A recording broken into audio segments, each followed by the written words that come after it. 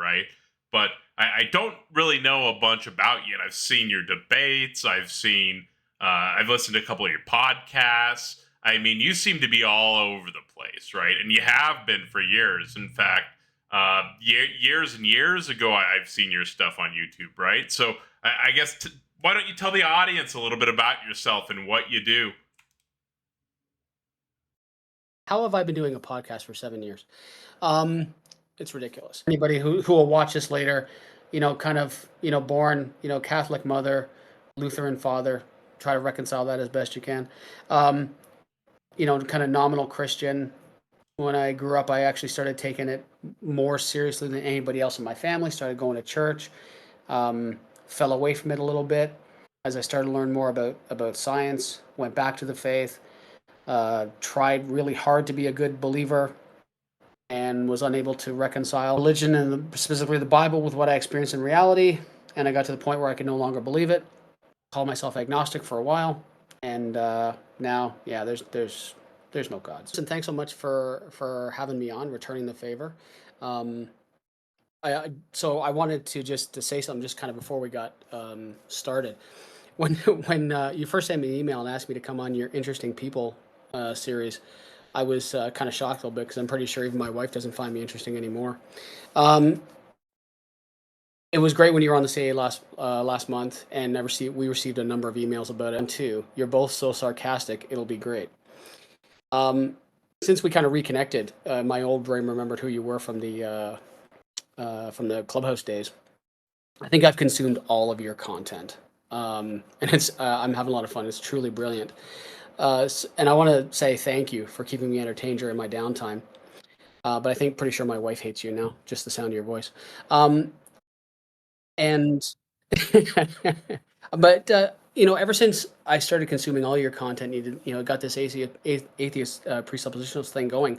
I think it's really brilliant, and I spend a lot of time talking to people who run that kind of script, right? And you managed to do in short order, not discounting the time it took you to put it all together. Um, you seem to just in short order just kind of spank them and blow them away, and so that's been great. So thank you, and let's get this thing going. So a little bit about me. I sent you a blurb.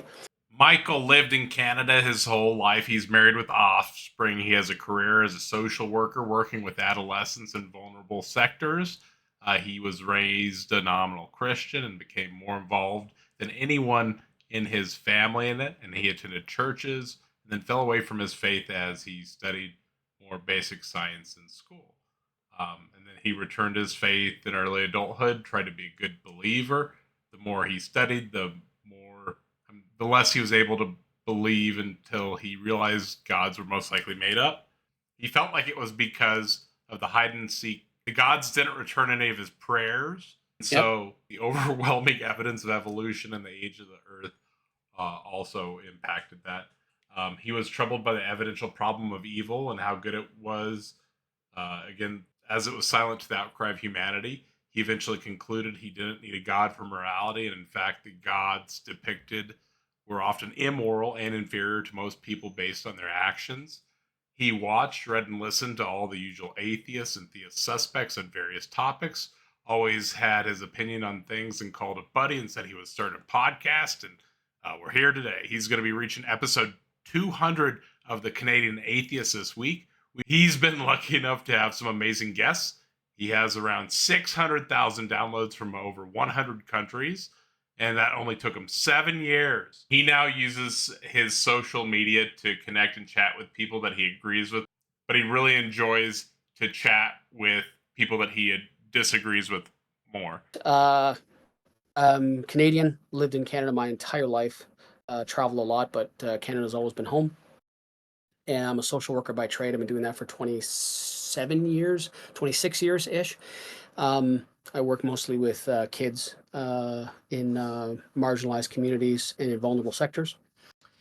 Started doing a podcast. It was funny because I always had these opinions, right? I'd watch YouTube videos and stuff like that, and my wife kind of got sick and tired of me sitting there yelling at my computer screen and said, "Why don't you do something like a podcast or something?"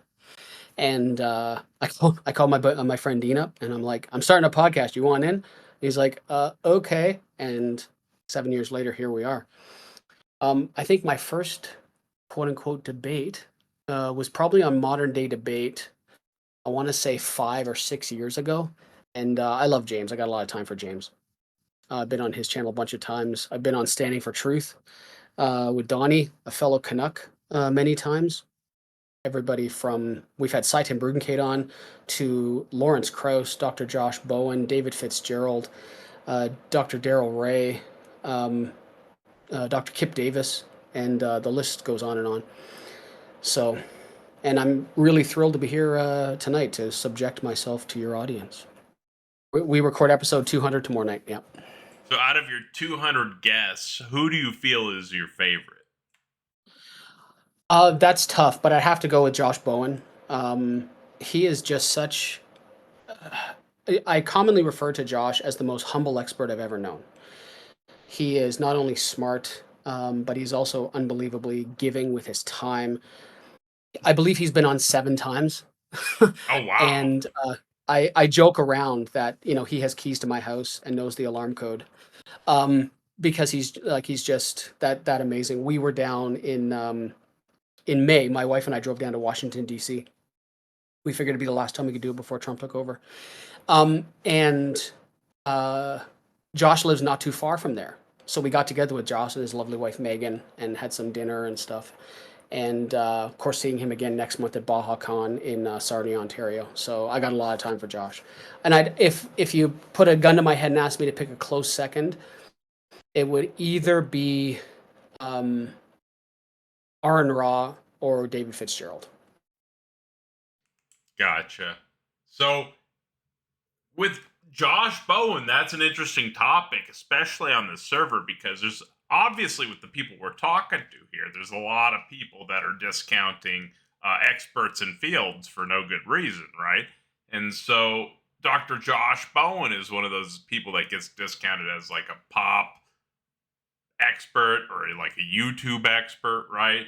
But he seems to know what he's talking about, right? So I guess, how do you feel about people that you're talking to when you're referencing something from people that are an expert like Josh Bowen, and they're saying, hey, this guy's no good, or whatever they want to say about him? Yeah, so if someone were to say something like that, I would say go do some post-secondary education, get a couple letters after your name, spend some time in the field, learn multiple languages like he has, and then maybe start your critique. Because, and not that you can't be wise without an education, but in the fields that these guys practice in, the credentials are really important, right? Like we're talking, and I would say specifically when it comes to Josh, because he's so humble, he gets kind of kicked around a little bit. Like people will try to mistake his very calm and classy demeanor as weakness, and nothing could be further from the truth. I mean, the dude can read cuneiform, right? The oldest language on the planet. And you don't get that. Like he wrote a book on how to learn Sumerian, right? How long has that language been dead now? Right. But for someone like Josh, I would say look him up. Like look at his story. The guy went to seminary. He got his master's in theology. I think he went to, I'm pretty sure it was Moody Bible College, and then he got his he got his master's in theology. Went to like all this stuff, and he'll commonly say that he left his Christianity kicking and screaming. Like it was never his desire to become an atheist. And he kind of danced around at agnosticism for a long time. And so that's what I'd say about Josh. There are other experts like Richard Carrier, who I met up in Toronto when he was here. He's awesome. Yeah. Yeah. He's somebody that's, mythicism, that's such a fringe thing. And, it's like, is it directly like, kind of he's like never lost a debate. Yeah. Not one. But he's crazy smart. Like again, create like when I tried to read his books, his first one, Proving History, which talks about Bayes' theorem and stuff like that. And I mean, I'm not, I am never going to, be in Mensa for my IQ, but I'd like to think Me I'm a either. fairly I'll smart never have cookie. that problem. Yeah, and like Proving History almost broke my brain. It was so hard to understand, but it helped kind of as a primer to the follow-up book on the historicity of Jesus. And again, we're talking about someone who may hold um, a not necessarily popular opinion, but to discount his credentials. I mean, the guy got his degree from Columbia University. They don't just print out, they don't just print out degrees for anybody. So, yeah, that's kind of my thought, like on when people start to slag experts, because they're just that they're experts in the field. Wasn't Carrier part of a group that went over to that area trying to find evidence for Jesus, and it was like a 5-year program, and they ended up giving up after like 2 years? Or I'm not sure about that. I do know that Kip Davis, who's also who's fellow Canadian biblical scholar, and he's an expert in the. gotcha. Now, I guess tell me a little bit about your philosophy and uh, are you nominalist? Are you naturalist? Do you believe in supernatural stuff? Tell us a little bit about Right. that. Yeah. So I would say that I know just enough about philosophy to get myself into trouble, and I don't spend a ton of time thinking about philosophical stuff. I would say that I come closest to like if somebody said, like what's your philosophy, and I'd say it's naturalism. And the reason I adhere to that closely is because we don't even seem to have any way to identify supernatural causation, right? The scientific method wouldn't allow for it. It only allows to test the natural world. Um, so when people say that there's supernatural stuff, I'm like, I don't even know how you know that. Outside of personal anecdotes, I'm not sure how you ever could. Do people have these experiences? And I never like to discount someone's experience. Um, but I think people that have personal experience, it's probably the best evidence for them. But I think it's just hearsay to everybody else. So some of this stuff like nominalist, I don't even know what that is. Just that, like, abstract concepts don't exist concretely, that they don't exist outside of the mind. Also, you like numbers and shit. Yeah, Yeah, yeah. Then I guess I would agree with that. gotcha. So you'd probably fall into some nominalist camp. Yeah, Now, very likely. obviously, you're an atheist. Now, the one thing Mhm. that I've noticed is that everybody defines atheism differently. How do you define atheism? So I tend to, and um, this is one of the things that honestly pisses me off about the atheist community is we get caught up in this infighting about over the definition of a fucking word. And I I think I agree with the following statement that words don't have definitions, they have usages. And when you look at something like, for example, like I work a lot with kids, right? If you say, what does the word sick mean? Well, it could mean you're ill or you're not feeling well, but not to a kid today. Like, and even 15 years ago, if something was sick, it was the most badass thing there was. So, I think it's important to talk about definitions, and I I think that someone should have the courage of their convictions. And while I won't I won't quibble with someone over definitions. I will ask someone, you know, what are you? And if someone says they're agnostic, fine, that's how I'll address you. If someone says they're an atheist, I'll ask them, do they take kind of the weak or the strong stance? And if they say they take either one, I'm like, cool, right? Whatever. I'm not going to quibble with them over how they define who they are and how they live their life. For me, I do take the somewhat stronger stance. I'm convinced gods don't exist.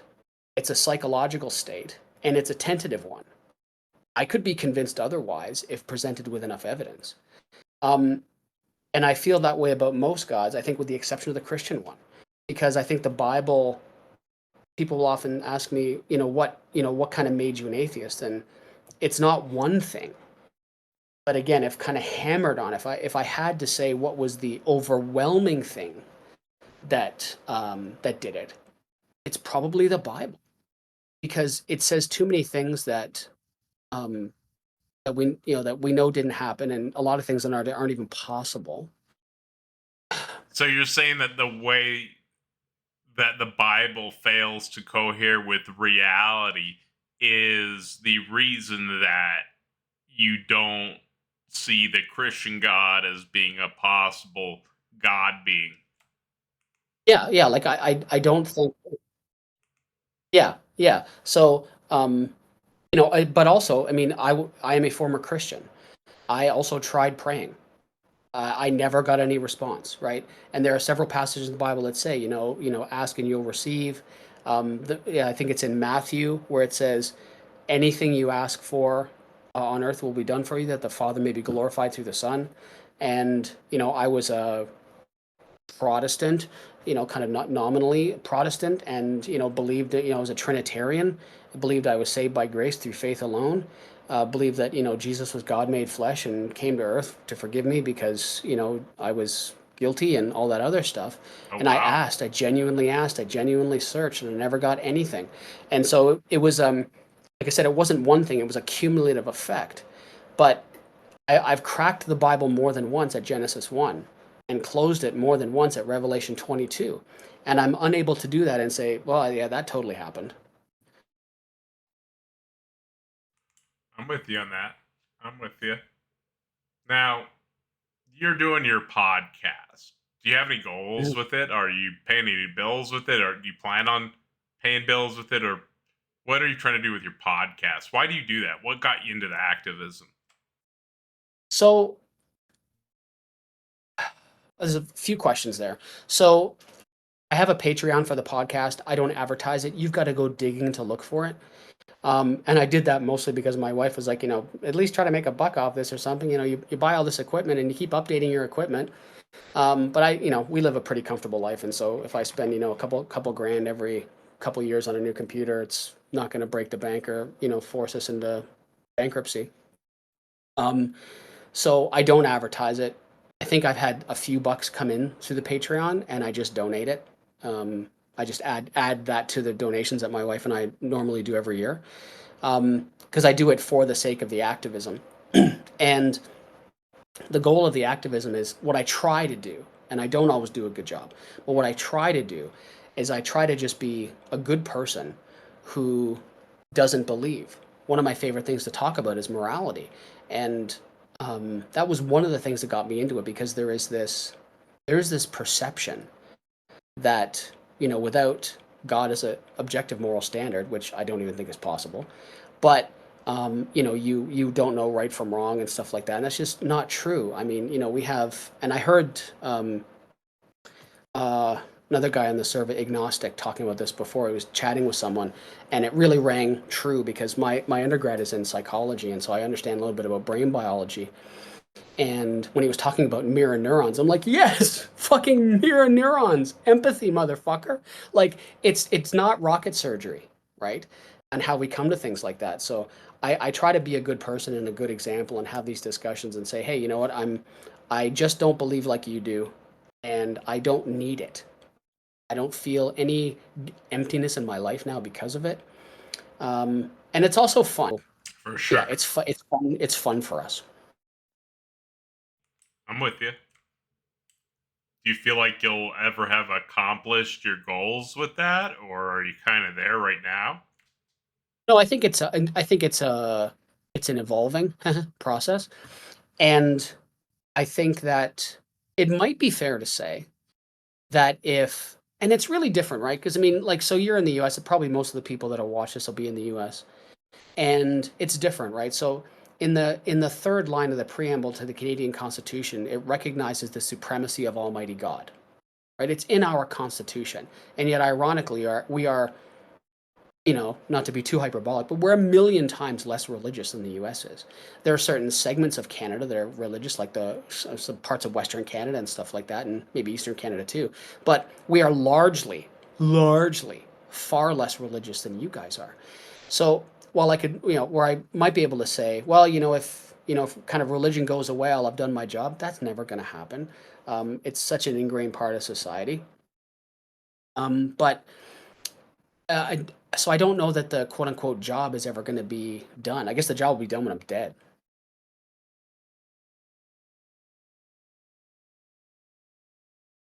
That's funny calling it a job. It's a lot of Yeah, work. it can be. I mean, I forget where I read once, but there's a line, if you love what you do, you'll never work a day in your life. And not only do I love my job, the job that actually pays the bills, but I love doing this. It's fun. I get to meet people like you and lots of other people and connect on common ground and have vigorous disagreement, but still treat people like human fucking beings. Like that, and that's one of the hard parts I mean, yes, to take a Trumpism, there's good and bad on both sides. But I've always found it kind of ironic that the people who, the people on the right, in particular the religious right, seem, have this righteous indignation in, saying you'll be condemned to hell. It's like, well, that's real Christian of you. Um, and so, I mean, I just, try to be a decent person and have decent conversations. And we can have like, so I go into Clubhouse a lot and I'm always pretty much in the same space. This guy named Nate, who's been doing this a lot longer than I have. He has this room, Ask a Christian, and I spend most of my time in there I because know who I you're am in the talking about. yeah, I am in the distinct minority. I am one of maybe a handful of atheists that ever go in there. And so I'm on the firing line all the time, so to speak. And it's fun. I I would much rather be I would much rather spend time with people in situations like that I don't agree with than just being in an atheist circle jerk where we're all congratulating ourselves and being the smart ones and all those Christians the dummies, right? I would much rather spend time engaging with people that I don't agree with.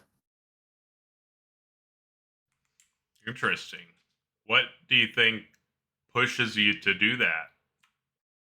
Um, that's a really good question. I think that um,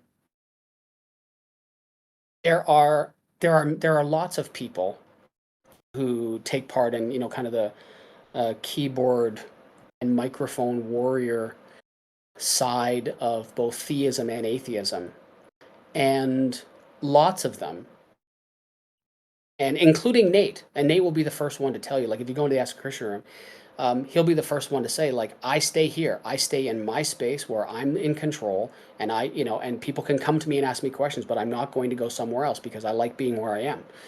And so I think part of it might be a touch, if I put myself on my own therapist couch, say that, I look at it as a little bit of a challenge, to go, to be the Daniel going into the lion's den, to show that I'm not afraid.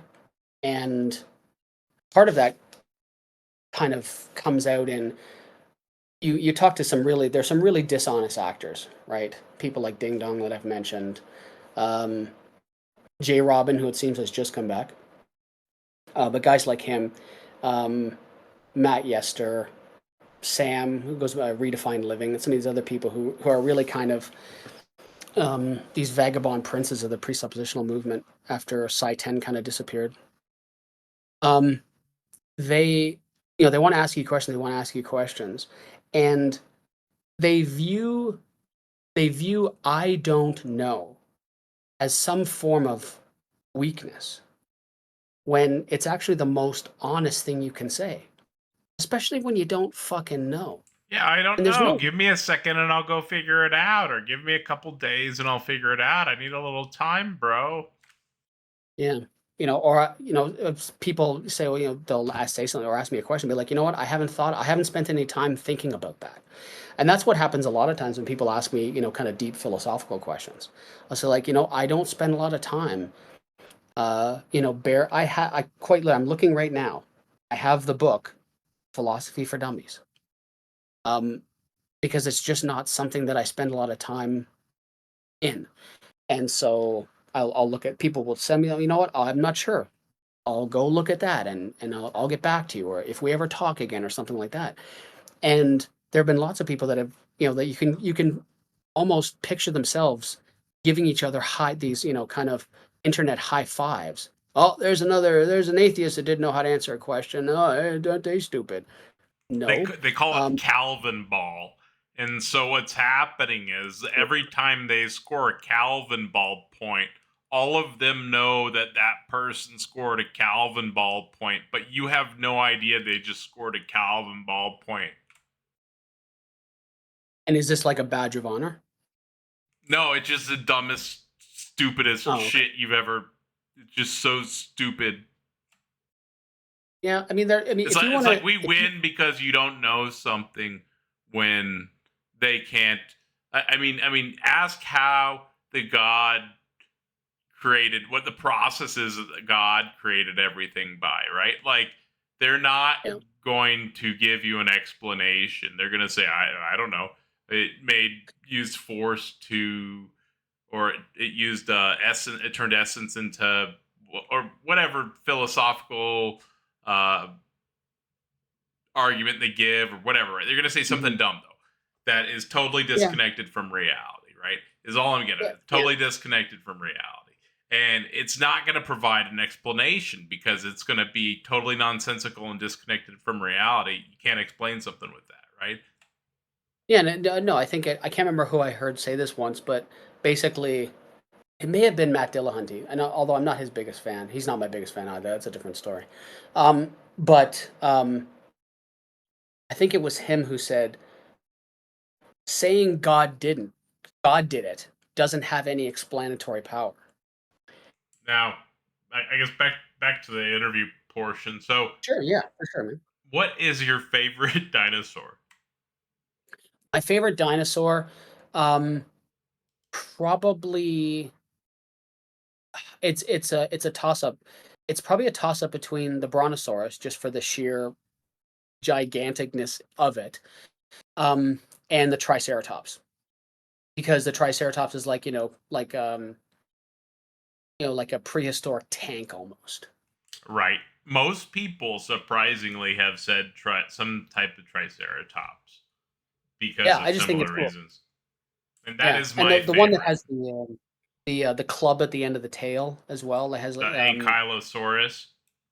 Yeah, not into paleontology that much. Jurassic Park is my education when it comes to that. It's got like the shields on its back and all over. Yeah, and the club tail. Yeah, those are cool.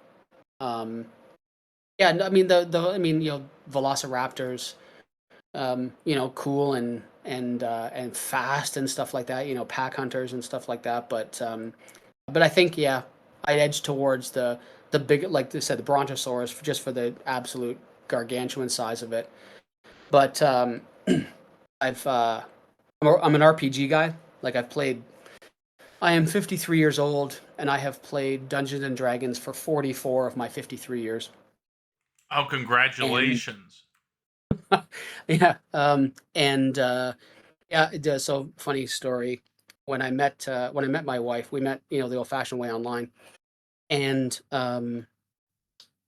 first date, we met at a restaurant called Milestones in Toronto, and I'm like, I got to rip the Band-Aid off. I got to get out of the way because she's a beautiful woman and I really like her.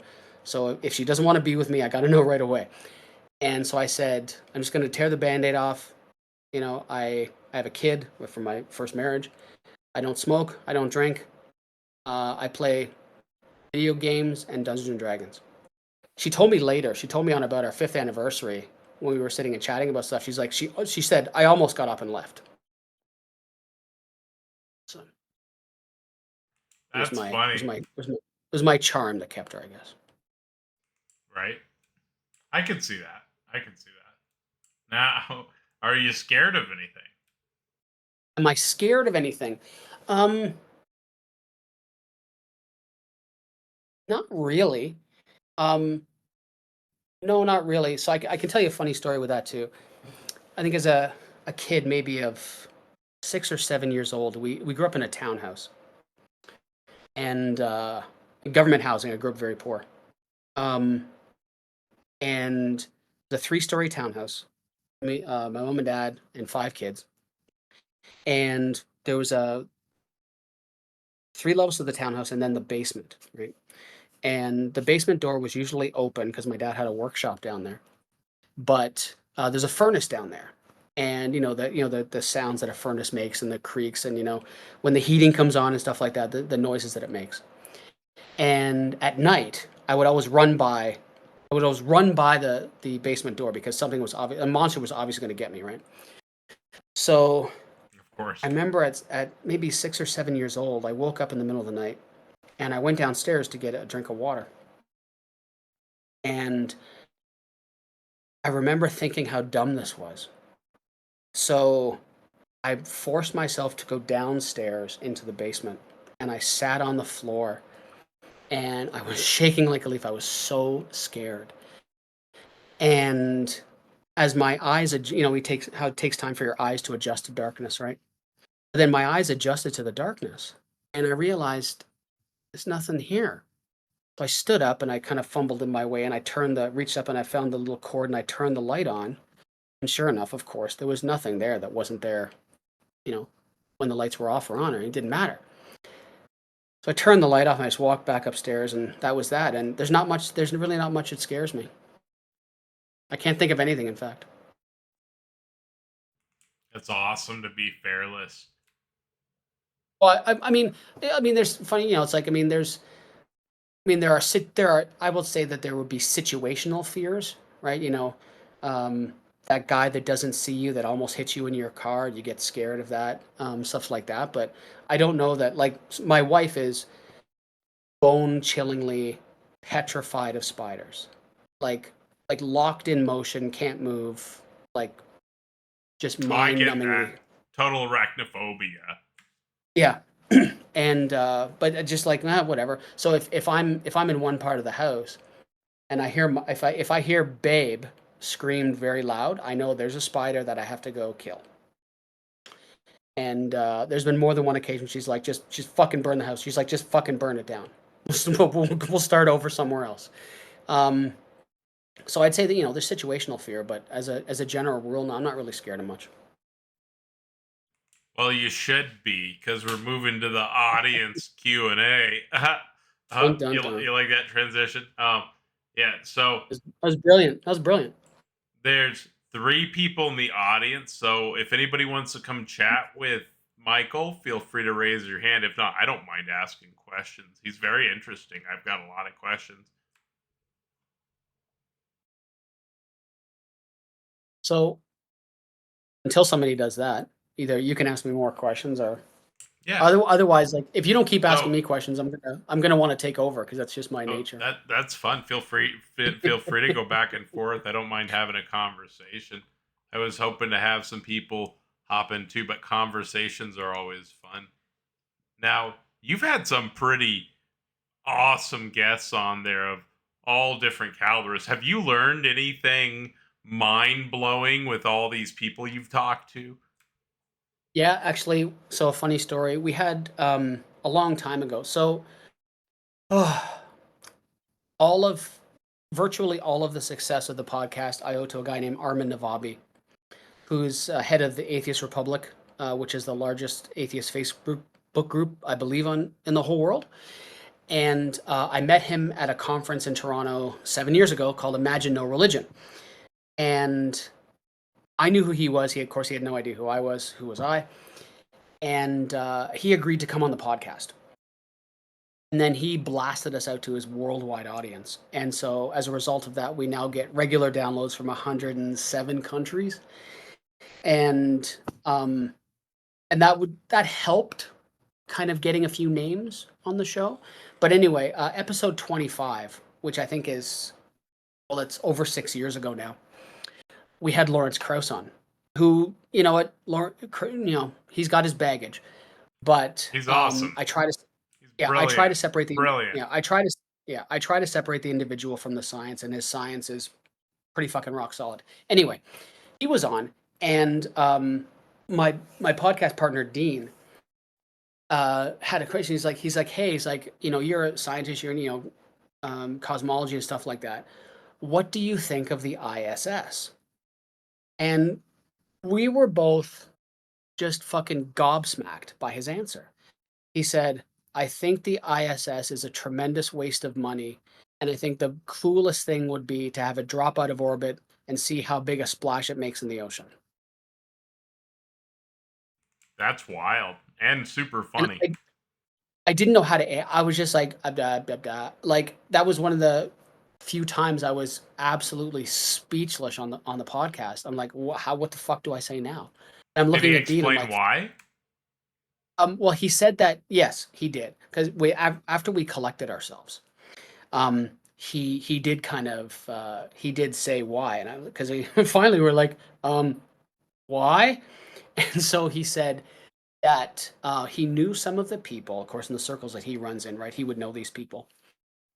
That a lot of the funding for the ISS was ill-gained, and he didn't believe that it was a project that was as financially scrutinized as it should have been. I believe that's the wording he used, and that I think that was his main reason for it.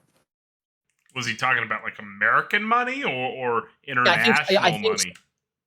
I don't know. I don't know how much information. I mean, he did work on the Large Hadron Collider, right? So I mean, he has done international stuff, but I think he was referring to American money. But that's a guess. Interesting.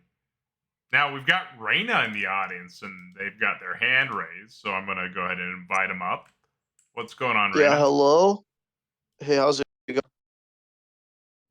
So I take it that both of you don't believe in God, obviously. Which one?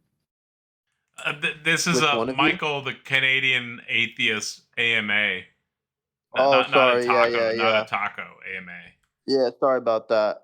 Yeah, Michael, why don't you Although believe in God? Which one? What if we characterize God as just being necessary existence? Would you accept that? No, I still don't know what that means. Now, full Yeah. disclosure, I don't know how much you were listening to, but I'm not a huge philosophy guy. So I'm sure that within about 5 minutes, you could ask me a number of questions that will probably Oh, okay. make me look silly. But if you could just talk about the God you believe is real, we could talk about that one. Yeah, that's fine. We don't have to do an internal critique. I think there's plenty of reasons to believe in God existing. I think one of them Well, is again, going to which be one? found Like, are you a God, Muslim? God just being necessary existence. I think there's plenty of reasons to believe in necessary existence. So you're I just could a give you a deist? formal definition. What was that? Are you a deist? Are you a Christian? Are you a Muslim? Hindu? No, I mean, I guess you could consider me a deist. But I guess Oh, okay. the definition of God is we would say he's necessary and immaterial, and he's like a mind. So God would just be like a necessary immaterial mind that created the universe. And his nature is Yeah, going to be like perfect, like absolute yeah. perfection. So now that you've got a little bit more of a definition, I don't think that that's possible because, to the best of our knowledge, based in neuroscience, minds are emergent properties of physical brains. So I don't think there's. I mean, I think you'd have some work ahead of you to kind of show that a, an immaterial mind was even possible. Because I don't think that's like. Do you think Yeah, that's really I mean, surely it's going to be possible because, like, it's possible? not going to be contradictory for there to be like a possible world where there is an immaterial mind. Like, there's nothing contradictory about there being a world that exists where there's nothing material that exists, right? There's no like formal contradiction entailed from that being true. So it's not a matter of whether it's possible. Like, I could make the case for how it's actual because I think it's actually true. But yeah, just to be clear, it is definitely possible. Would you agree with that? Maybe, but I mean, so if you're thinking, so if you, so I apologize. You said you would identify as a deist. Yeah. Well, I mean, there. So I mean, is that Sure. something Yeah. like that possible? Sure, right? But I mean, I would also say that if it was the case that there was some type of creator God like that, I don't think there's a way I could care any less than I do right now because that's certainly not a God that interacts with us in any way. And so, like, who cares? Well, I mean, I think there would be good reasons to believe that God exists, and I could give you an argument in favor of it. So if we could establish there being like sufficient rational evidence for us to believe, or like a reason to believe in this God over like a not God worldview, then you'd be rationally obligated to believe it, right? Would you Well, so agree with that? the problem is that if you're going to put together an argument like a syllogism, for example, then it probably wouldn't be hard for you to put together an argument that's valid. But in order for the conclusions to necessarily follow, and I'm just a layman when it comes to philosophy, you would also have to demonstrate that the premises were actually true for the conclusion to Yeah, of necessarily follow. course. Yeah, of course. That's why Well, I'm if you saying can there do would that, be hey yeah, Taco, there would this be is going to be rational the evidence. AMA that proves God exists. Well, I mean, you're the one who didn't want. I was happy to do an internal critique, but yeah, I could easily give a sound argument in favor of God existing, if that's what you want me to do. Fire away. Yeah, so based off that definition that I gave you, it would just be premise one: if the universe is emergent, then it's emergent from a mind. Premise two: the universe is emergent. Conclusion: therefore, the universe is emergent from a mind. So, which premise do you reject? Um, that it's emergent from a mind. There doesn't seem to be any evidence that it's emergent from a mind. Yeah, so for premise So one, that's I just just reject that premise, yeah. right? So for yeah, that I understand. So I guess like it's just going to be an abductive case in favor of premise one. So I'm just making What's like an the best abductive. available what available evidence led you to believe that there's the possibility of something we've never been able to see before, and that's a mind absent a brain? Well, just to be clear, we do have rational evidence to believe that the mind is not identical to the brain. We have like I didn't say identical to the brain. You said identical to the brain. oh well, what does it mean for it to be emergent from the brain then? That's an emergent property, Well, I right? understand that you're talking about emergence, but what does that mean if not an identity relation? That it comes from. Okay, so they are not identical, but they're causally related, is what you're saying. I think so, yeah.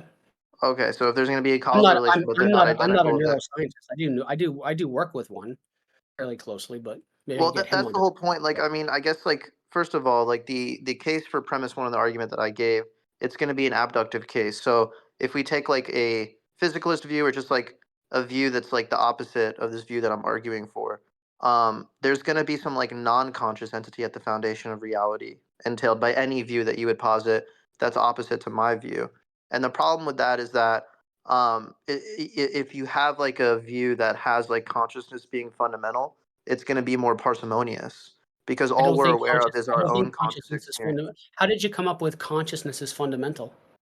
Yeah, consciousness is going to be fundamental because there's going to be more reasons to believe that consciousness is going to be like existing in the external world. What do you mean by external world? The external world is just going to be like the mind independent realities outside of our minds, but it is going to be a conscious mind itself. Yeah, do you have any capacity to demonstrate that that thing exists? Yeah, it would just be like an abductive case, like I said. So Again, I would what's just the be saying evidence that led you to believe that? it would be the abductive evidence, which are just going to be theoretical virtues. So if we have this theory which is Theoretical positing, virtues, right? yeah, we So have no this theory actual that's evidence. positing consciousness. Well, that would be the rational evidence, right? The argument I gave you. So the theory that's Arguments aren't positing, evidence. yeah, they are. Rational arguments are evidence. Yes, they are. If it's valid and sound, I would agree with Yeah. you. Yeah. And I gave you a But deductive argument that is sound. And you said, well, it's not sound because you said premise one isn't true. And I said, yeah, well, I I don't. have an Yeah, premise one is going to be true in virtue of there being more abductive evidence in favor of it over the negation what of it. evidence? Abductive evidence is just going to be like No, referring to no, explanatory. not what is abductive. What evidence? What Yeah, evidence do the abductive evidence of us having like direct acquaintance with our mental states. It's going to be more parsimonious in virtue of that to say that the external world is itself going to be mental rather than like some other non-experiential entity. It's going to require more explanation to posit like a fundamental non-experiential entity, like so are something you like matter. aware? Right. So why? Okay. So how about this? To the best of my knowledge, and I spend a lot of time talking to believers, and one of the things that believers like to talk about is specifically Christians, is the second law of thermodynamics. and they'll say, well, everything's winding down. Something had to wind it up. And I'm in the soft sciences. I'm a social worker. But the first law of thermodynamics is that energy can't be created or destroyed, right? So why is it? Because you had said that consciousness is fundamental. I don't believe that at all.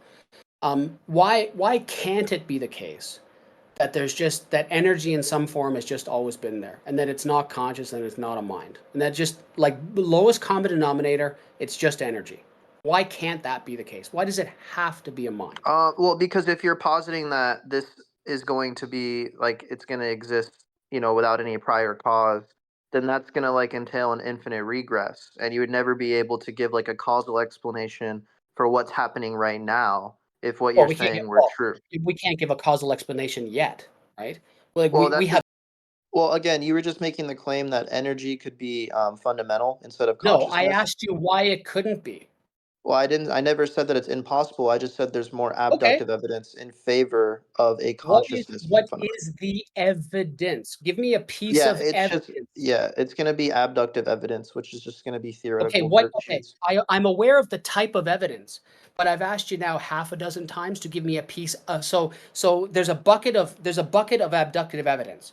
What I'd like you to do is reach into that bucket and pull a piece of it out and tell me what the piece of evidence is. That's not really a good way of conceiving how abduction works, but the idea is that if we look at the nature of reality and make an inference to the best explanation, and we like weigh out our two options here, if we have this theory that says that all material reality can reduce to like math, properties, abstractions without any reference to a material substance, then it can better fit with an idealist worldview where material reality is just going to be information contingent on a mind.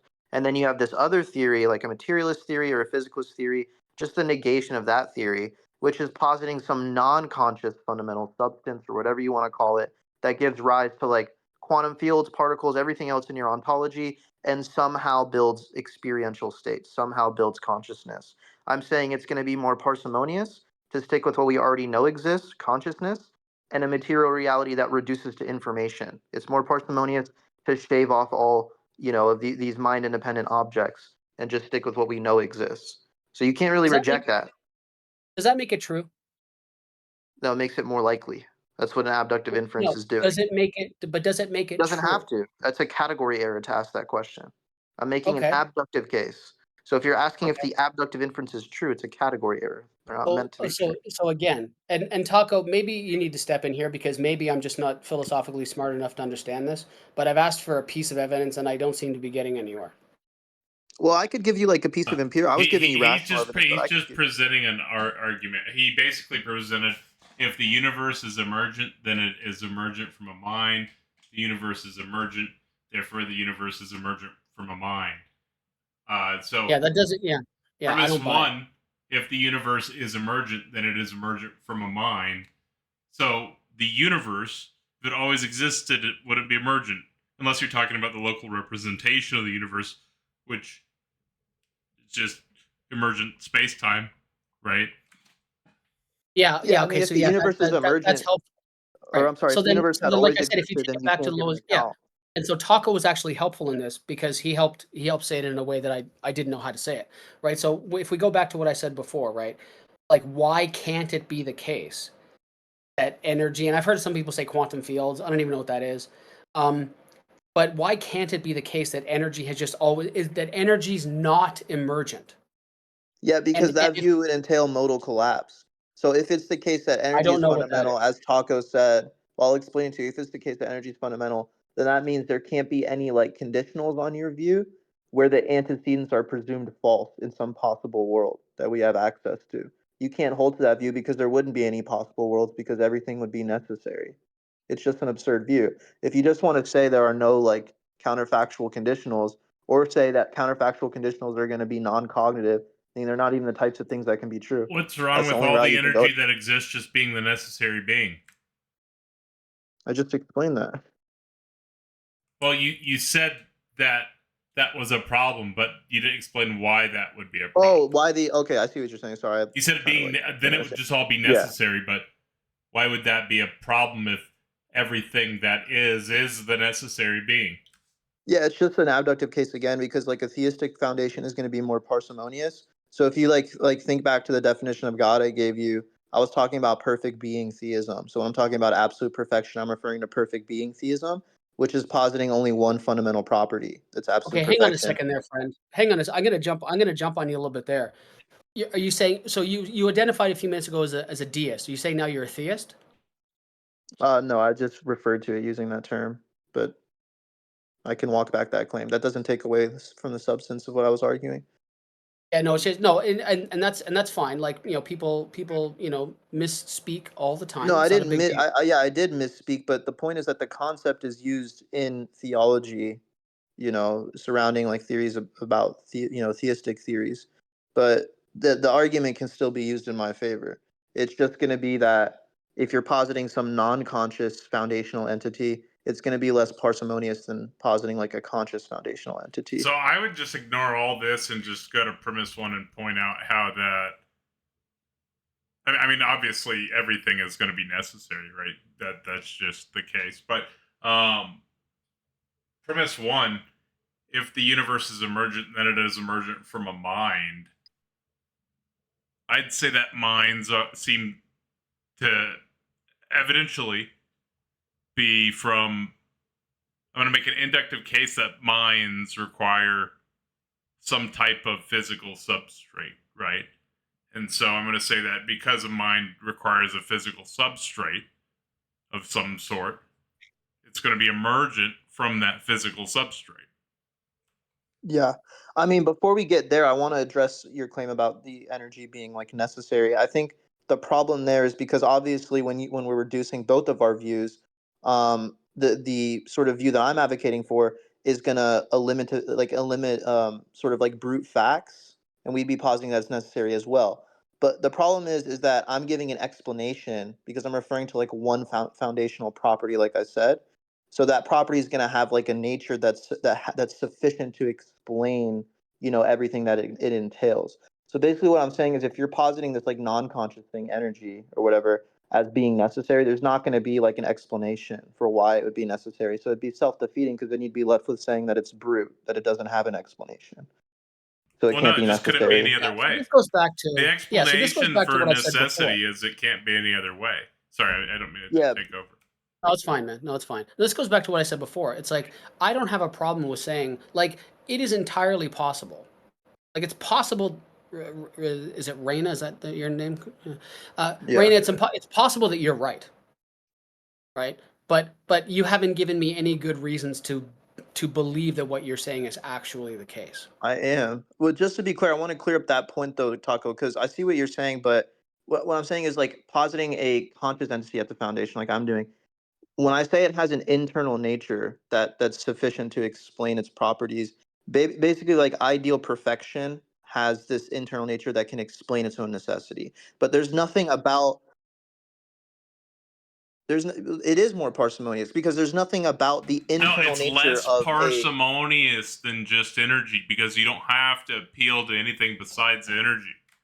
it's not less parsimonious because like I was saying, energy, there's nothing about the internal nature of energy that is going to explain its own necessity. So you're just left with a brute fact that there's no explanation for why it's Well, necessary. It just it is would have necessary. necessarily had to always exist because it would exist out of necessity because it could Yeah, not you're left with exist. just like yeah, you're left with just saying that it's It's the necessary as necessity is. claim. It's one of the legs of the trilemma, right? So you're gonna ground out in a brute fact, an infinite regress, or a Axiomatic. necessary But the being. Oh, right. yeah, And so I think the universal quantum field is a necessary being. That seems to be the most parsimonious. yeah, no, again, But the problem is we can that talk you're later. left with like I don't an want to take over Michael's time. This is his time. yeah, you're just left with saying that it just exists necessarily. And you can't give an explanation for why. But I'm giving an account of the nature of this conscious being that would entail its necessity, given the internal nature. So that's the difference. That's Well, why my view I is can more give an parsimonious. account. If it didn't exist, nothing would exist. If energy didn't exist, then anything wouldn't exist. Existence is a property, or not a property. Existence is a part of the nature of the energy. It's not a property, but it's a part of the So you don't think nature there of are the any? energy. So you think that all statements that are counterfactually true are not actually true? So statements that would be the inverse of the statement would not be true. Yeah. Like, if Jones had eaten arsenic, he would be showing all the symptoms he currently shows. It's like a famous example. These are just like statements where the antecedent's presumed false. So, Obviously, it didn't so happen, but it's just I like would a say in hypothetical. this case, all other necessary being concepts would simply be superfluous and unnecessary. That's not what I'm talking about. Again, I don't know if you're trolling, but I'm talking about like antecedently tensed propositions where the antecedents of the conditional are going to be true in some possible world. But on your view, if energy is necessary and everything that follows from that is going to be necessary as well, then there can't be any other possible worlds, right? Leads to modal collapse. So you Well, can't give an all account for these type of possible statements. worlds would involve energy of some sort, if because there Yeah. could be other states, but this current state, at least right now, would be necessary, right? But there could have been at one point other states, but this is how it is now. That you just contradicted yourself. You just said energy is necessarily exists in all possible worlds, but there's a Yeah, possible world where there's it no couldn't exist. possible. No, I didn't. There's no possible world in which energy could not exist, or Okay, so could, energy yeah, so could not energy exist. exists in all possible worlds. Correct.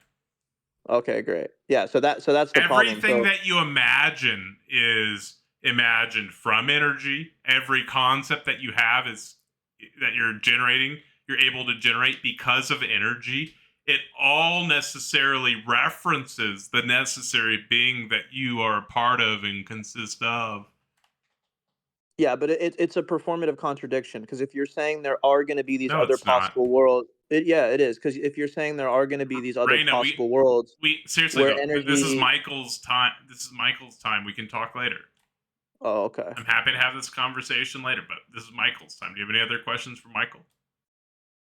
Anyway, It so help. I don't know if anyone else wants to come up or whether you want to ask me more questions or. Yeah, Reverse or God or Mappy or Bobber. Any of y'all want to chat with Michael? Reverse. I'm curious as to who your picture is. I don't recognize that picture.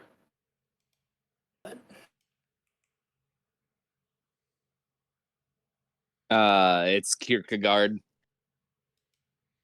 Yeah, I don't know who that is. You don't?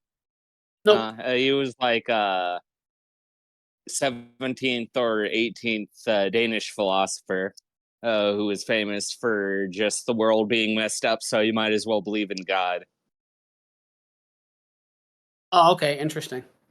Mm-hmm. So you're a Christian? I'm a Baha'i. Oh, interesting. Okay, that's cool. Mm-hmm. I think you're the first Baha'i that I've ever spoken to. I've read like a super smidge about that, but I find that interesting. Is it? Oh no, it's not the Baha'i. It's the Paraha that don't actually have a word for God in their language. Is that correct? I've never heard of the Paraha. Yeah, it's I was reading something about it.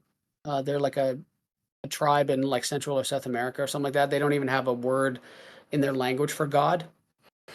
Mm-hmm. Yeah. Yeah. So I mean, we don't really have like a full-on word for God. We just kind of say God. Like, we don't say Allah, we don't say Yahweh. We just kind of say God because we believe that basically there's a unity to all religions, that it all comes from the same source. Interesting. So tell me about your God. I view it semi-deistically, like it just created things and then just kind of just disappeared, just became one with the universe in essence, and then it interacted through people. And like we have like 9 main religions that we recognize, but Like, if we're flexible, like, if you ask about other religions, we'll be like, probably sure. But Zoroastrianism, Hinduism, Buddhism, Judaism, Christianity, Islam, and then I guess I'm talking about the prophets of them. They had a predecessor prophet named the Bab, which is Arabic for the gate, and then Baha'u'llah, the founder of the Baha'i religion. Well, But I don't know. They'd probably give it the ooh properties, but I'm not much of a fan of the ooh properties because you always get tripped up with like, can it create a rock that it can't lift? okay. So Mm-hmm. yeah, I mean, it's interesting, right? Like, I think I'm not sure if you were in the audience when we were talking to Raina about, the deistic God that just kind of, poofs and goes away or goes to another universe or does whatever, right? I mean, I don't know that there's a way to falsify that God. Um, but Yeah. I found it interesting that you said that it so I think the words you used were it interacted with some people. Mm-hmm. Ooh, Abraham, the Judaism prophets, the Jewish prophets. There we go. That's the word I'm looking for. Those type of people. Um, I'd say that it interacted to an extent with Maharaji, if you know who hmm. that is. um, is that Indian or Pakistani or something like that? Indian. Indian, okay, yeah. Um, Yeah. yeah, it's like that's Maharaj is like a king or something, though, isn't it? Yeah, it means great king, but he's Oh, okay. also known as Neem Karoli Baba. So why those people? Right? Like why Abraham? Like why not go and like talk to the Shintos or something like that? I don't know. I'd say that It's a if good there answer. were prophets in, yeah, there's a lot about God that I don't know. It gets even more confusing. Like, science doesn't explain everything, and or I guess it can, but it's beyond our understanding. But if you add God on top of that, you got like a bunch of weird stuff. Like, you got woo that I used to be like, wow, that sounds like complete BS, but now I don't know. Yeah, I mean, yeah, like I've said, like I do believe gods don't exist. But yeah, it's a tentative state. Like I I find the whole concept of a god. It just seems to me that it's more likely that we just made them up. Yeah, Feuerbach and all that. I don't know what Um, that is either. oh, I'm not a philosophy dude, man. Not at all. sorry. Feuerbach, he was famous for the statement, if God wasn't real, we'd have to make him up. Yeah, I remember I've said this to several people before. Um, especially when I'm talking to people who talk about, the idea of an intelligent designer and stuff. We were created in the image of God, that kind of BS. And I'm reminded of a skit by the late great Robin Williams, and he was doing a little bit of a blurb on religion, and he said the best evidence against an intelligent designer is that no intelligent designer would ever put a waste management facility next to an amusement park. Oh yeah, I've heard that. And I yeah, it just seems to be the case, right? And so it's a little bit of a tongue in cheek thing, but I've always found that funny. Yeah, like doesn't make any yeah the idea of God just doesn't make any sense to me, and certainly not the Christian one. Like that's made up. Um, Yeah, I have a bias against Christianity, even though Baha'is uh, accept Jesus. But I like Jesus. Not much of a fan of his flock, especially on here. yeah, it's Like, interesting I though. come Like in. So how would you reconcile like Luke 14:26, where Jesus says, if you don't hate your life and your family and your blah blah blah blah blah, you can't be my disciple. Like everybody talks about, the whole idea of this, gentle Jesus, meek and mild, and yet there's no talk of eternal torment and torture until Jesus comes along. And then he says things like in Luke 14:26, where it's not exactly like hate your mother, hate your father. That kind of flies in the face of the Ten Commandments, right? Honor your father and your mother. Oh, but hate them too, because if you don't hate them, you can't be my follower. And I've heard the arguments are like, well, what he really meant was you have to hate them. You have to love me so much that it looks like you hate them. And I just shake my head at that kind of BS. Mm-hmm. Yeah, I don't know. The only thing that I can say to partially answer that is like Jesus was very like renunciate of the encouraging you to be renunciate of the world, to just go, hey world, I don't like you, I like Jesus more. And that's what he was talking about with hating it, loving the world that is thereafter more than the world that you're in. Yeah. And that never really jived with me either. Yeah. I've spent a lot of time talking to David Fitzgerald, he wrote several books on Jesus mythicism.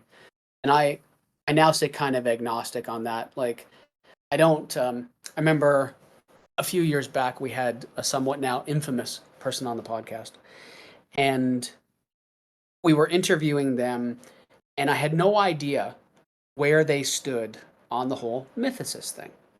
They'd written books on religion, stuff like that, but I didn't know where they stood on the subject. And so I said, I have a question for you. I really want to know where you stand on this. Are you a mythicist when it comes to the existence of Jesus as a historical person? And they said, I have really strong feelings about this. And again, we were doing the whole video thing, right? So, and they leaned right into the camera, and so did I. I'm like, oh, this is going to be good. And they said, I don't care whether or not he really existed. And I kind of cocked myself, like, what? And they said, like in a Jordan Peterson way. well, no. So then after that, they said, it doesn't matter whether or not Jesus was a historical person. What really matters is all the supernatural stuff attributed to him. And we know none of that stuff happened. So whether or not he actually lived, who cares? And they said, I don't care about it. I don't spend any time thinking about it, and neither should anybody else. And I really found that interesting. Yeah, the god superpowers are definitely a barrier to entry if you're trying to think about things too logically. Like I don't I don't know. even know.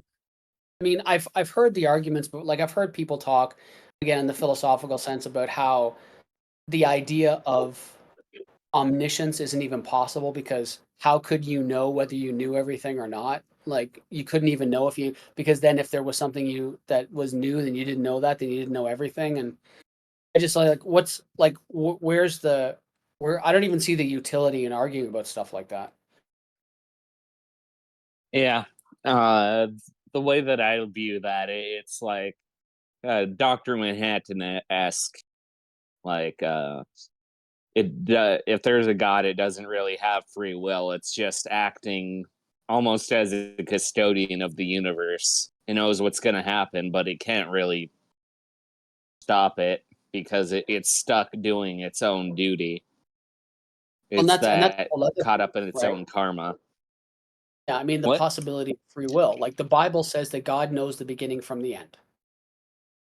Mm-hmm. So the Bible says God knows the beginning from the end. Ephesians 1:11 says everything happens for his purpose. I don't know how you reconcile the idea of free will with those two statements. It doesn't make any sense to me. Yeah. Hence why I just go, we don't have free will and God doesn't really have free will. I just shortcut that and say there's no God anyway, right? Like, Fair enough. I love the way Christopher Hitchens addressed this. He's one of my like, I really do regret not meeting him. Like I've met. I was lucky enough at Imagine No Religion 7 in Toronto a bunch of years ago. I sat at a table and had lunch with Richard Dawkins and Oh, nice. and stuff like that. And I met Sam Harris in Toronto a bunch of years ago. So I've had a chance to meet. I never met Daniel Dennett, kind of the other, the third of the four horsemen. But Christopher Hitchens came to Toronto a bunch of years ago. He was doing the Peter Monk debate series, and he debated Tony Blair. And I couldn't get there. I had a work thing, and I could not get out of it. It pissed me right the fuck off, because he died not too long after that. But he said once, when I'm asked about free will, I commonly just chuckle and say, I think we have free will because I don't think we have any other choice. And I've always just kind of laughed at that, and I think that's probably true. Like I think we just and I don't spend a ton of time thinking about free will. Like I can decide whether or not I want to have a cheeseburger or a tuna sandwich. Beyond that, I don't spend any time thinking about it. Yeah, even though I don't think we have free will, I think it's a very convincing illusion. Yeah, I mean, so would you call your, and I'm probably gonna fuck this up, but would you say then you're the, like, what's the term? Hard determinist? I Is that suppose right? so, yeah. Okay. So whatever, so like, so okay, so why do you get out of bed then? It's just gonna happen anyway. Yeah.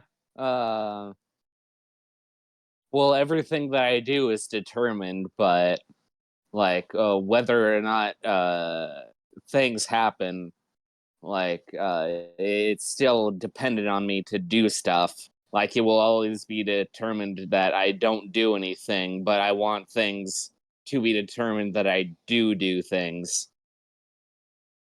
Mm. If that makes sense. A little bit, yeah. I'll oftentimes have fun kind of poking at Calvinists the same way. It's all very like, oh yeah, it's gonna happen, and it's just like, well, um, who was that? Gabriel Byrne in his portrayal of the devil in the movie End of Days, circa 1990 something. I've He never said, heard of this. yeah, Arnold Schwarzenegger, Gabriel Byrne, um, I'll make a note Robin of it. Tunney. Robin Tunney was also in it. Anyway, Gabriel Byrne he's one of the only guys that can play a priest and the devil. And he says, he's like, I always get the bad rap. Something good happens, it's God's will. Something bad happens, he moves in mysterious ways.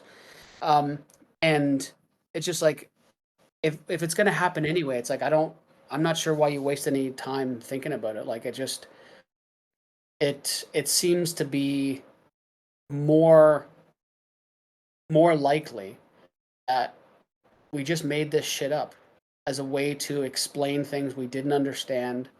You know, cavemen and women, I guess, looking up at the stars a quarter of a million years ago, and what's that twinkly thing, right? Oh, that must be a god, right? Thunder and lightning, and um, I heard a really cool explanation. I forget who said it now, but basically it was like, once upon a time, there were all kinds of things that we attributed to gods. A good crop, a good harvest, a good catch at sea, tornadoes, thunder, lightning. And then as we learn shit, we realize that, it wasn't the case at all. It was, cold and warm air, masses coming together. Oh, thunder and lightning and storms and stuff. And, and, but what's never, so we had all these phenomena that we attributed to gods. We later learned that we learned it was other stuff. But never in the history of history has there ever been something that we had a natural explanation for. It was like, fuck, actually that was God. That wasn't the natural. That was actually a God that did that. Never happened. Hmm. In So it just seems, history, every mystery has turned out to be not magic. yeah. And Yeah. could be, right? My position is tentative. You could be right. There could be a God. I don't think there is. Yeah. Certainly not the I'm Christian. pretty Certainly not sure the that there is, but what I've learned over and over again in the server that is that I can't really convince anyone who's like on that side of the Dawkins scale, because I used to be an atheist. I was there, and nothing really convinced me immediately back then either. All right. So I really appreciate your time, as does the server. Oh, I guess. Do you want to do one more question? Yeah, sure, man. No worries.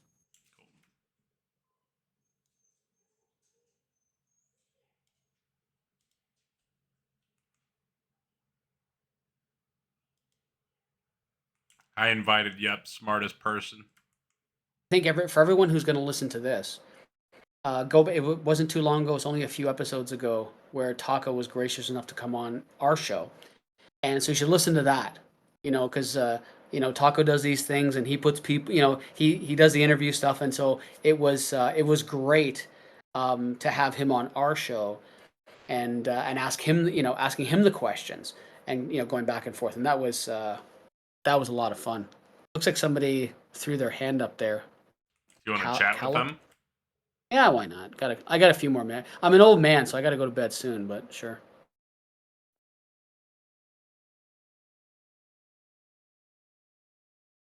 Are you an atheist? Are you a believer? No, I don't. I came from the LDS, but I don't believe in it. Oh wow, yeah. Okay, cool. My let's see. My wife was in Salt Lake City just a few weeks ago, for business, and Alberta. I studied with Mormons for about 2.5 years.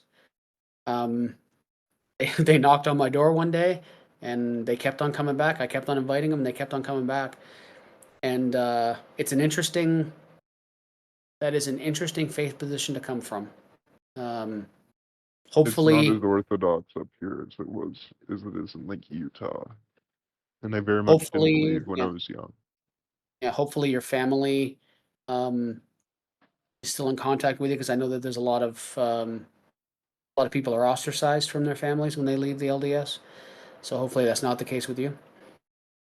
No, it's a complex relationship, but they actually left the church as well.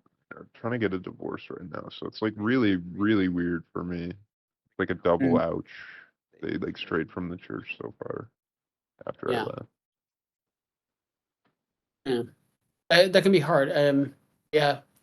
Um, there's tons of resources out there. Hopefully you have a good and supportive social network, and still members of your family that you're close with. Um, Finding someone to talk to can be a good thing. Just know I that. didn't. I didn't really. It's not really like my like. No, I'm I didn't. cool No, with I didn't that, say that. but I didn't say that. No, but it's like you said it yourself, right? Like family situations are complex, right? It's not it's not always neat and clean. Even when families are pretty functional, they're still not necessarily neat and clean. And so, having a good supportive social network is just, a way for you to sometimes just get a distraction, right? Have some friends that you go out and have a beer with, right? That's kind of all I was talking about. I wasn't talking about, trying to walk you back from the edge of a ledge that you weren't standing on. That's not what I meant. where are you from, Michael? The CA. Just outside Toronto, just east of Toronto. Ooh, you're one of them. One of them. How do you mean? I'm a real East Coast nationalist. I was born here. East Coast, like where? Newfoundland? Well, I'm from the inner East Coast, Brunswick. Inner East. So like Nova Scotia, New I Brunswick. said New Brunswick. Oh, okay, New Brunswick. Yeah, I might be talking under my breath. I've got smoke in my mouth. no worries. I spent some time in Bathurst, New Brunswick, a number of years ago. Not I was too in. I far was from there. where I am. I was there in the wintertime. It sucked. It's a lot of snow and ice. Let me ask you something. Yeah. I believe somebody's had their hand up for a while. similar tone now? Oh yeah, smartest. Oh yeah. I get maybe they're taco. Maybe they raised their hand again. I think they had it up for a while and then they had to drop it, their hand or something. They appear to have it Let up me see. again. Okay, let me pull them up too. I guess we'll have 3 people up. Sure, man. So earlier I was driving. That's why I had my hand up and then down. Oh, okay. Ironically enough, I was at Taco Bell Taco. Nice. Oh. We call it taco hell. Yeah. You know, some people call it taco rot. Mr. I did make fajitas tonight though. Done. Nice. Ooh. So Mr. Micheal, Yeah, that's me. you don't believe in any god, even if it's not religious, correct? Yeah, that's my current psychological state. I don't believe there are any gods. Do you, or do we, I guess, does everyone or anyone know everything? I don't think so. I certainly don't. My wife tells me that all the time. Do you think anything we don't know can disprove what we do know? Not anything, but something.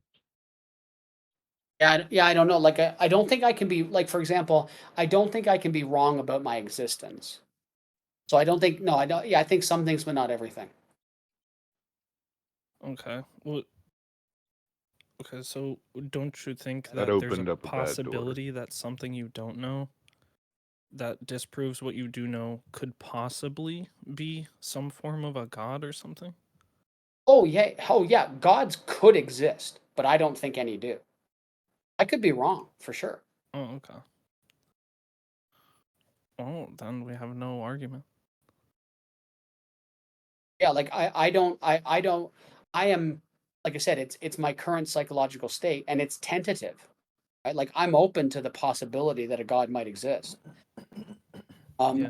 I believed that God was real, and I changed my mind.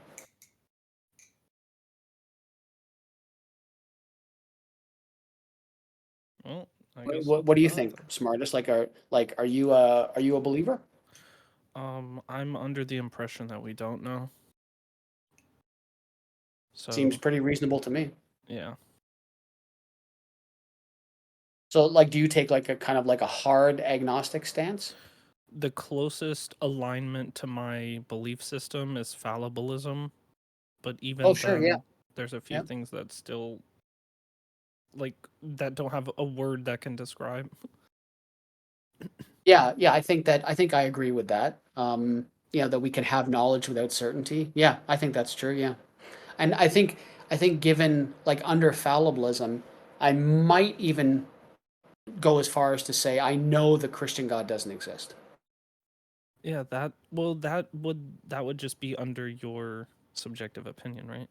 Absolutely, yeah, Yeah, 100%. then we have no disagreements. Yeah. Yeah.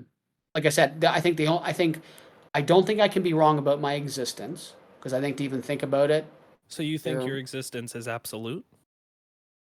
I think I think my existence is absolute. What do you mean by absolute? Like I So like I there's am like convinced stages. There's like truth, which is, subject to change, which means that it's not absolute. And then there's objective, which still isn't absolute. It's more of like a strong belief or faith driven thing. And then also can be backed by like empirical evidence and science and all this stuff. And then absolute is like I think it's like for example, if we did know everything somehow, then everything would be absolute. Yeah. Um But I think, like, and I guess as much, and I don't spend a lot of time thinking about this, but what the part of it that I have thought about, it seems to me that if I even question whether or not I exist, I have to exist in order to question it. Can I tell you a story? It's Taco's stage, man. Taco. It's not a long story. I mean, it's kind of not even really a story, but you guys know what sleep paralysis is, Yes. right? Anyone don't or need me to re-explain for? I've never experienced it. I'll just. I've never experienced, but I understand it's terrifying. Yeah, it's basically the stage right before you're going to sleep or right when you're waking up where you're entering the REM rapid eye movement. your eyes that are moving fast create a sensory to your brain to see something that you're not seeing. And so you can end up having visions, right? Which is how you create dreams. And so sometimes people, and the paralysis part is your brain telling your body to shut down so that you don't act out your dreams. Like if you're, boxing and then all of a sudden you're swinging in real life, that doesn't happen, which it still could. But some people wake up during that stage and they can even open their eyes. And sometimes people end up seeing things that aren't there, right? Like having hallucinations.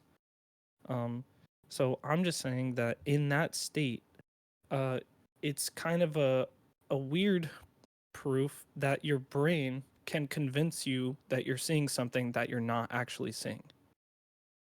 And so with that, how do we know that that's not the case for everything? And I know that we can just believe that it isn't the case, but there's no proof against it. Do you get what I'm saying? Yep. And Oh, well, I was just saying because you said that you can be so sure of something just because you, like you said, oh, because you exist, you just think you exist. well, I'm yeah.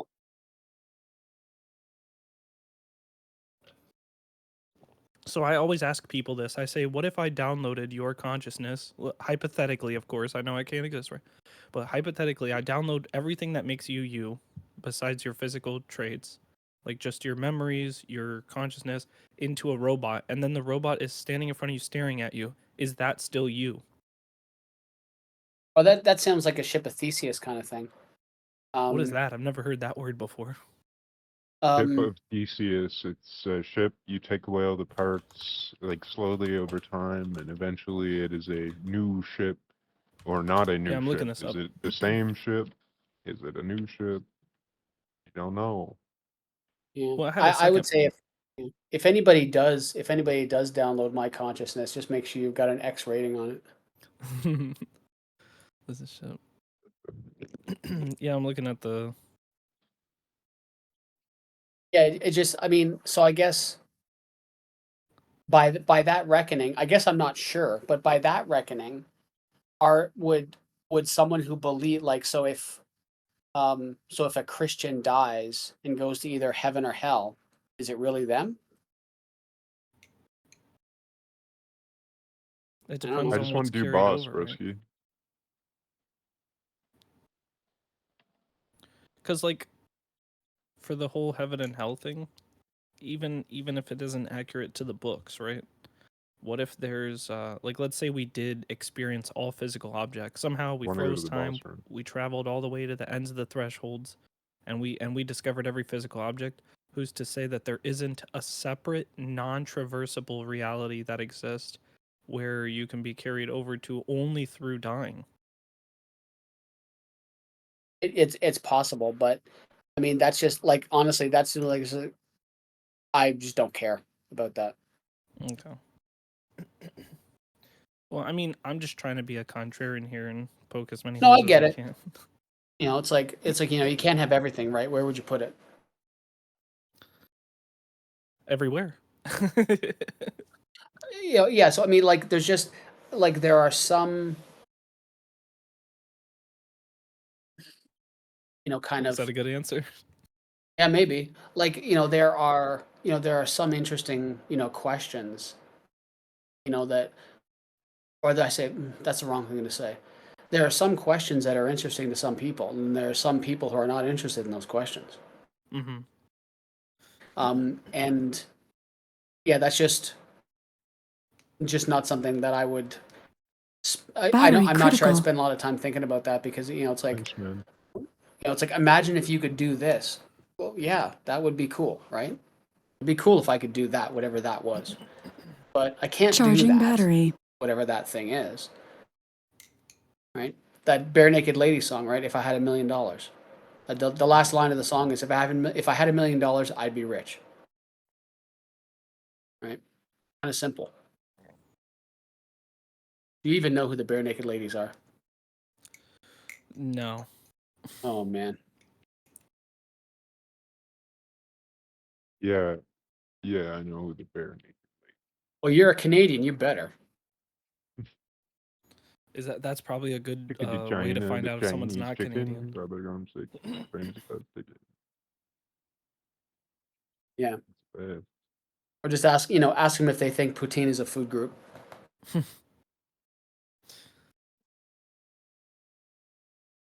Cool. Anyone else have any other questions for Micheal?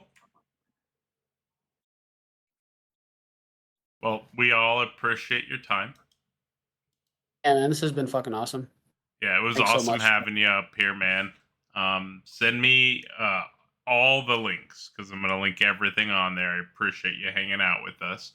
And make sure you come hang out with us more because there's tons of people to debate that are priests up here. I think you'll have fun with it. Like Callup, I think he runs Atlantean priests up, if I'm not mistaken. Fun for me. Anyway, this has been a boatload of fun. Thank you for your time. And and we will see you on the interwebs. Thank you for your time. Everyone at Politics Discord really appreciates every second you spent with us.